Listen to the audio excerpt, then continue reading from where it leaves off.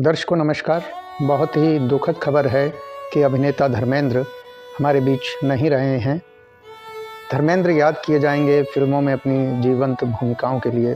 धर्मेंद्र याद किए जाएंगे शोले में बसंती की मौसी को मनाने के लिए, और इसके साथ साथ धर्मेंद्र याद किए जाएंगे गोदी मीडिया को मौसी बनाने के लिए।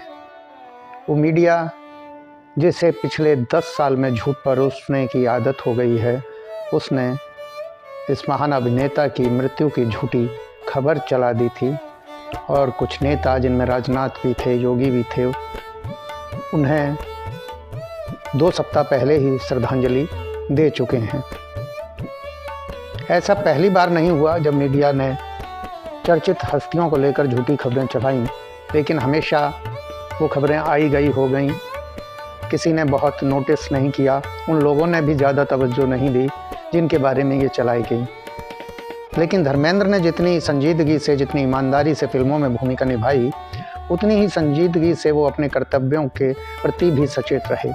इसलिए जब उनके निधन की झूठी खबर चली तो उनके पूरे परिवार ने इसकी निंदा की और सवाल खड़े किए मीडिया की भूमिका पर, जो अब बेहद ज़रूरी हो गए हैं। धर्मेंद्र उस दौर में सिनेमा में आए थे जब हीरो का काम हीरोइन के साथ पेड़ों के आगे पीछे घूमकर नाचना गाना होता था। बड़े गंभीर चेहरे लिए हुए हीरो होते थे और उनके चेहरे पर मुस्कुराहट भी यदा कदा ही आती थी। लेकिन धर्मेंद्र ने इस परिदृश्य को बदला। उनकी फिल्म हो चुपके चुपके, सत्यकाम और वो शोले तक वो हंसाते गुदगुदाते जब नज़र आए तो लोगों के दिल पर छा गए।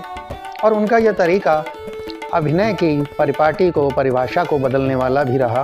उस दौर में संजीव कुमार, अमिताभ बच्चन ने भी ये शैली अपनाई। तो दर्शकों को गुदगुदाने की धर्मेंद्र की शैली सिर्फ टाइमिंग और पंच ही नहीं थे, वो फिजिकल कॉमेडी करने में भी माहिर थे उस ज़माने में। उनके बाद की अभिनय की पीढ़ी ने धर्मेंद्र से बहुत कुछ सीखा।